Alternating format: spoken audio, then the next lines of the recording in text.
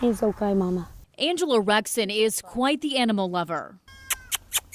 She owns and runs a pet service in White County. Under her care, 20-plus animals, including goats, llamas, and a horse. But her favorite, Dobermans. They're completely honest. They're the only thing that's totally honest. She breeds them, trains them to be medical alert dogs, and then sells them to Arkansans. With like autism, a lot of times they'll wander off or whatever that way, and the dog will actually stay with them and bark or alert until somebody gets them help. But her family of animals is missing a member. It was like a parent that lost a child. Her 2-year-old Doberman, Caius, disappeared in early October. He was 100% stolen. A neighbor, she says, saw 2 men take the dog.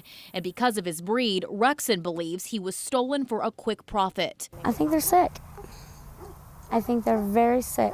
That would make her a victim of a new scam called pet flipping. A thief will either steal or find a lost pet and then sell it online on websites like Craigslist. Without breeding papers, Rexon's dog is worth about $500. With fabricated breeding papers, though, Caius could go for as much as $2,000. The chain was just thrown on the ground. For a lost pet, some states have a law requiring people to turn it over within 24 hours of finding it. Arkansas doesn't. THV 11 spoke with 7 animal shelters, a vet, and a rescue group in central Arkansas. While most have heard of the pet flipping scam, they say it's extremely hard to criminally prove. And local police departments agree. Of the 11 we talked with, only 5 have knowledge of pet flipping, but have no proof it's actually happened in their county or city. Oh, yes.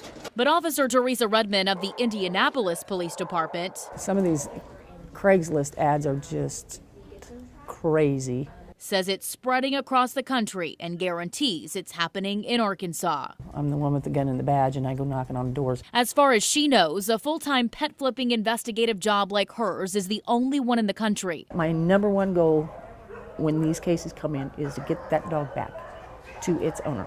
At least 10 such cases of pet flipping have been reported in Indianapolis this year alone. Every police department considers an animal property. I look at it as this is somebody's family member. To avoid becoming a pet flipping victim, there are a couple of things to keep in mind. Police advise that you never leave your dog outside unattended, even if it's in your own yard. Also, if your pet does come up missing, be sure to check the pet section on Craigslist. That way you know if someone's trying to sell it. And finally, always make sure those pets are microchipped. If somebody does find your dog, it's an easy way to prove you own it. I would hope that other departments would start digging into what this is all about. There's my girl. Back with Rexon in Arkansas, she called police and even filed a report. So far, though, no leads. For nearly a month, she's been busy searching online websites and scouring White County neighborhoods. We've offered cash reward. We've done everything we can think of. I don't care if they even show their face. Pull up in my yard and drop him off.